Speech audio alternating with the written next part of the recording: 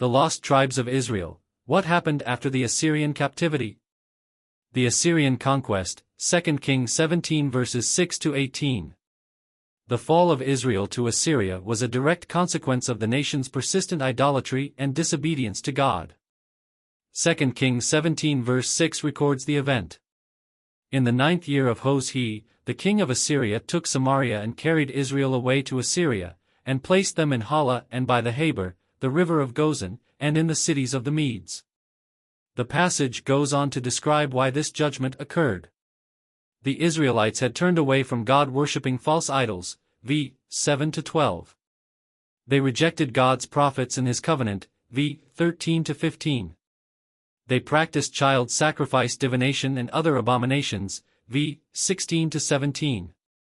As a result, God removed them from his sight, scattering them among the nations, v. 18:1. Assimilation into other nations.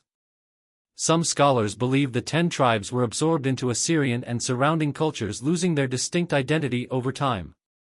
This theory is supported by the fact that ancient empires often relocated conquered peoples to prevent rebellion.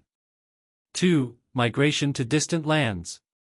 Historical and legend-based accounts suggest that some Israelites migrated beyond the Assyrian Empire.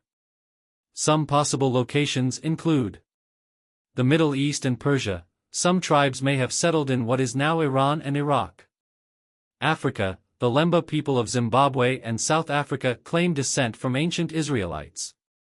India and China, some Jewish communities in these regions trace their roots to the lost tribes. Europe and the British Isles. A controversial theory known as British Israelism suggests that some Israelites migrated to Western Europe. 3. Retained identity among Jewish communities. Another theory suggests that the 10 tribes did not disappear but were later absorbed into the Jewish people. Some believe that remnants of these tribes joined Judah and Benjamin during or after the Babylonian exile. Prophetic hope for restoration. While history remains uncertain about the lost tribes, the Bible offers hope for their restoration. Ezekiel 37 verses 15-22 speaks of a future reunification of all Israel, represented by the symbolic joining of 2 sticks, one for Judah and one for Ephraim, representing the northern tribes. Additionally, Revelation 7 verses 4-8 lists 12,000 sealed servants from each of Israel's tribes, suggesting that God still recognizes these tribes and has a future plan for them.